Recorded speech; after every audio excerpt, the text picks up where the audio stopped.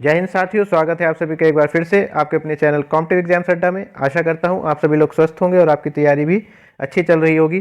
साथियों, एक दो दिन पहले मैंने एक वीडियो अपलोड की थी जिसमें कि मैंने आपको बताया था कि यूपीएचईएससी एडवर्टीजमेंट 50 से रिलेटेड जो भी सिलेक्टेड कैंडिडेट्स थे उनकी जगह पे अगर उन्होंने जो है ज्वाइन नहीं किया था तो उनकी जगह पे जो वेटिंग लिस्ट के कैंडिडेट्स थे उनको मौका दिया जाएगा।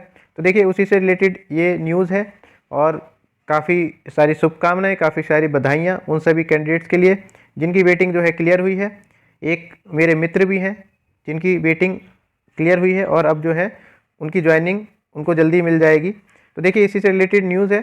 असिस्टेंट प्रोफेसर पद पर 13 की वेटिंग हुई खत्म। इस चीज़ की चर्चा करेंगे हम और ये भी चर्चा करेंगे कि क्या दूसरी जो है वेटिंग लिस्ट जो है वो भी ख़त्म हो सकती है। मान लीजिए ये जो कैंडिडेट्स इनकी वेटिंग लिस्ट ख़त्म हुई है तो क्या इसके बाद भी वेटिंग लिस्ट ख़त्म हो सकती है कुछ और कैंडिडेट्स की। तो इस चीज़ पे भी हम चर्चा करेंगे। तो देखिए, ये वेटिंग लिस्ट ख़त्म होने का कारण मैं आपको बता देता हूँ। जो सिलेक्टेड कैंडिडेट्स थे उन्होंने जो है एक एक्सटेंशन मांगा था। गवर्नमेंट जॉब्स में ऐसा होता है कि आप अगर सेलेक्ट हो जाते हैं तो किसी कारण की वजह से आप एक्सटेंशन ले सकते हैं अपने किसी कॉलेज से, या मान लीजिए जो भी ऑर्गेनाइजेशन है जिसमें भी आप सेलेक्ट हुए हैं। तो देखिए, इसमें कारण कुछ भी हो सकता है। जैसे कुछ कैंडिडेट्स ऐसे थे जिनकी पीएचडी का वर्क जो है 2-4 महीने का रह रहा था तो उन्होंने टाइम मांग लिया था 2-3 महीने का, या फिर कोई ऐसा कैंडिडेट जो सेलेक्ट हुआ था किसी और ऑर्गेनाइजेशन में है, उसको किसी कारणवश एनओसी नहीं मिला, नॉन ऑब्जेक्शन सर्टिफिकेट, तो उन्होंने जो है सिलेक्टेड होने के बाद भी अभी तक ज्वाइनिंग नहीं की है।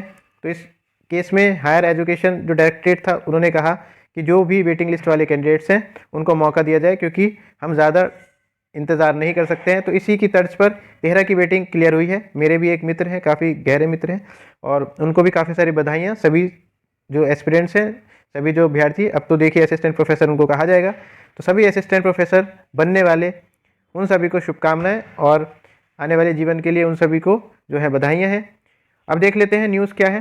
तो देखिए, विज्ञापन संख्या 50 के तहत हुई थी भर्ती। 7 विषयों में अभ्यर्थियों को कॉलेज जो है आवंटित हुआ था, और एडेड महाविद्यालय के लिए विज्ञापन संख्या 50 के तहत चयनित हुए 7 विषयों के 13 असिस्टेंट प्रोफेसरों ने कार्यभार ग्रहण नहीं किया। उसके कार्यभार ग्रहण न करने से रिक्त पदों पर प्रतीक्षा सूची के 13 अभ्यर्थियों को अब चयनित किया गया है। उच्च शिक्षा निर्देशालय ने रिक्त पदों के सापेक्ष आरक्षण के नियमों का पालन करते हुए प्रतीक्षा सूची के अभ्यर्थियों को कॉलेज आवंटन का संशुति पत्र जारी कर दिया है। इस सूचना के संबंधित महाविद्यालय को दे दी गई है। अब देखिए, एडेड महाविद्यालयों में नियुक्ति हुई है, तो इसमें है विज्ञापन संख्या 50 के तहत उत्तर शिक्षा सेवा आयोग ने से अशासकीय सहायता प्राप्त एडेड महाविद्यालयों के लिए ये तो सब वही कहानी है। 47 विषयों में 2002 असिस्टेंट प्रोफेसर की भर्ती हुई थी। इसमें 46 विषयों में 1941 पद पर भर्ती प्रक्रिया जुलाई में पूरी हो गई है और चयनित को कॉलेज आवंटन कर दिया गया है।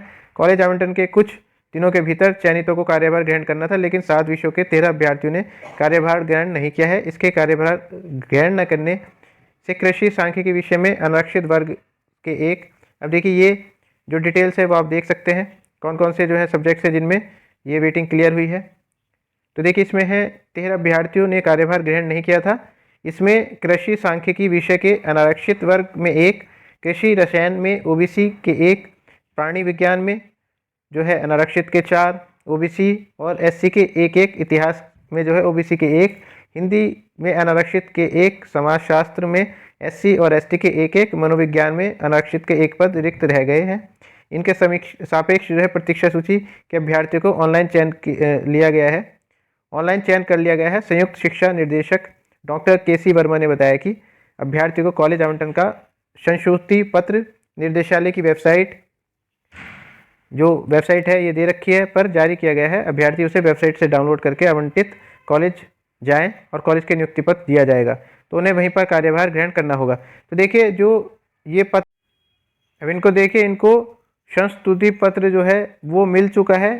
इस वेबसाइट पे जाके आप, जो निर्देशालय की वेबसाइट है, ये लिंक है, इस पे जाके जो भी जिनकी वेटिंग लिस्ट क्लियर हुई है वो संस्तुति पत्र जो है अपना वहाँ से डाउनलोड कर सकते हैं।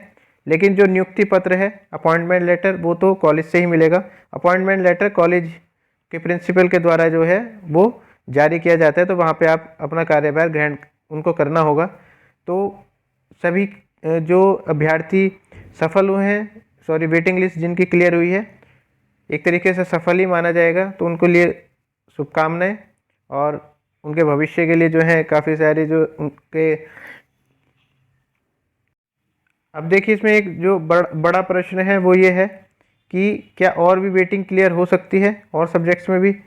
तो देखिए जहाँ पे रिक्त रहेंगे, पद जो है रिक्त रहेंगे और वहाँ पे जो है नियुक्ति नहीं हुई, तो वहाँ पे भी वेटिंग क्लियर हो सकती है और इसकी उम्मीद पूरी है।